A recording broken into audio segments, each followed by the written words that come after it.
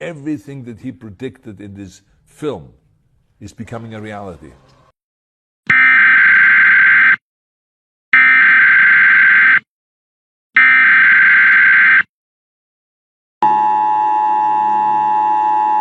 This is not a test. This is your emergency broadcast system announcing the commencement of the...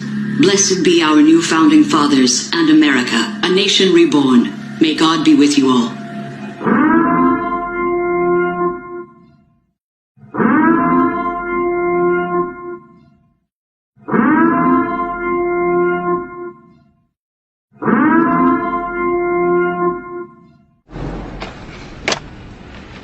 The 600 series had rubber skin. We spotted them easy.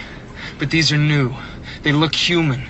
Sweat, bad breath, everything. Very hard to spot. I had to wait till he moved on you before I could zero him. Look, I am not stupid, you know. They cannot make things like that yet. Not yet. Not for about 40 years. But what we know for certain is that at some point in the early 21st century, all of mankind was united in celebration. We marveled at our own magnificence as we gave birth to AI. AI, artificial intelligence. A singular consciousness that spawned an entire race of machines.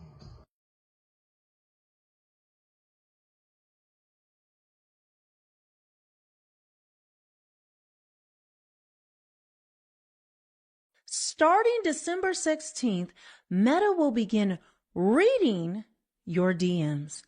Every message, photo, and voice note fed into AI for profit. Let's look at this video, and then we're going to get more into it, guys. We're going to get more into it. Starting December 16th, Meta will start reading your DMs. Every conversation, every photo, every voice message fed into AI and used for profit. So here's how to stop it. Now, they make this intentionally difficult on purpose, and you can only do this on desktop. You cannot do this from the mobile app. So first, you're going to visit privacycenter.instagram.com, and it's going to take you to this page here. And what you want to do is you click on Other Policies and Articles, and you'll see where it says How Meta Uses Information for Generative AI Models and Features. Click here. And the third option is Privacy and Generative AI. You open this, scroll to the bottom, and you'll see it says, whether you use Meta products or not, anyone can submit requests related to their personal information from third parties being used to develop and improve AI at Meta.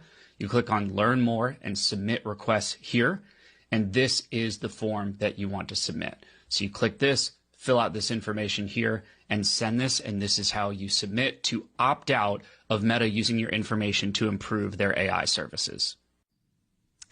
But that's not it, guys. That's not it. Let me just see if there's anything else right here. Yeah, actually, I'll read this because I just want you to understand how serious this is. Meta is rolling out a new policy that lets them use your private conversation to train their AI unless you manually opt out, which he just showed you how. That means every DM you've ever sent, not just going forward, but your whole history. Every photo, every voice memo, every private chat with friends, family, partners, clients, even messages people send to you. All of it can be fed into their AI models. And yes, they made the opt-out process intentionally confusing and desktop only, so most people won't do it. This video explains exactly how to stop it. If you don't do this, Meta can legally use every private thing you've ever sent to train their AI, starting December 16th. This is not a drill. Will you trust Meta with your private DMs? Now let's take a look at this one because it's not just them, guys. No. Good morning and happy Monday. That's when she posted it on today. If you have a Gmail account, now is the time to check your settings. AI may be reading all of your emails. What did I tell you? I told you what's coming with AI. I told you this is a global domination. There is no place on earth they want you to be able to hide. If you have a Gmail account, you're going to want to listen up. Apparently, Google has allowed AI to scan your emails all of the information, every single email, every word, and every attachment. Doesn't matter if it's financial documents, taxes, whatever personal information, it is being scanned by AI under your Gmail account. So if you have Gmail accounts, I want you to go through and do this right now. You're going to want to go in and click this little gear in your inbox under settings, then click see all settings. From there, you're going to want to scroll until you see Smart Features and Google Workspace Smart Features. This is what we're focusing on. So here under Smart Features, you're going to want to take that and click that off. Turn off and reload. And then here under Google Workspace Smart Features, you're going to want to click that. And then make sure that both of these check marks are turned off. 1, 2, boom, and save. And there you go. You are now saved from AI scanning all of your information. And see, now it's optional. But what happens when this becomes mandatory? Because this is becoming mandatory in all types of, in every country. And in particular, Western countries. What we thought was impossible to happen in Western countries, well, now that's been rolled out. And in particular, it's been rolled out in the US. Let me show you this as well. We got a couple updates for you. But like I told you guys, I want to bring you as much information as I can because you're not going to hear this on the mainstream. And if you're not looking for most of this, if you're not plugged in, you won't know what's happening. Okay. And most of the sheep out there, you're not a sheep because you're listening to this. You know what's happening. But most of the sheep, they're just mindlessly going through their lives and not realizing it. You know how even if you've already been on an app or website, and then they make you agree to update in their terms of services.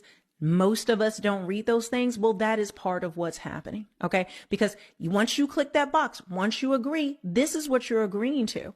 And this is, and we've shown this in videos, how the government doesn't need our consent for these things because we are voluntarily giving it through consumer products, by things that we already use. And now that these companies, these tech companies have partnered with the government. Okay. That's how they subvert our rights, right? So you don't have the government violating your rights. No. We are voluntarily giving it away. But AI is getting weirder and weirder, guys. Weirder and weirder. There's something now called hallucination mode. Have you heard of this? Hallucination mode. Let's listen.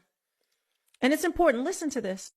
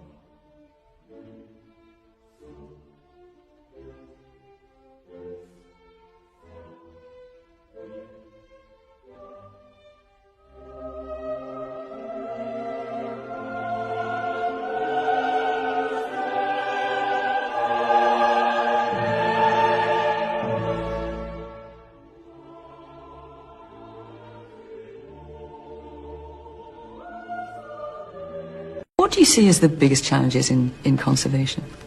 The growing human population. Because if where we are, there's nothing else.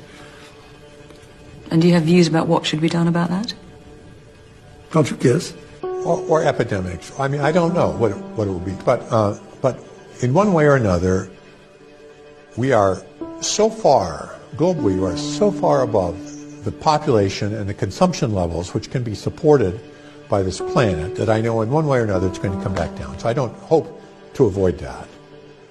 I hope that it can occur in a civil way. We cannot hide away from human population growth because, you know, it underlies so many of the other problems. All these things we talk about wouldn't be a problem if there was the size of population that there was 500 years ago. And then after that, we've got to stabilize the population. When I was born, there were so what's wrong with the population? I mean, with too many people. That's why we have global warming. We have global warming because too many people are using too much stuff. But if there were less people, they'd be using less stuff. Now, the world today has 6.8 billion people. That's headed up to about 9 billion.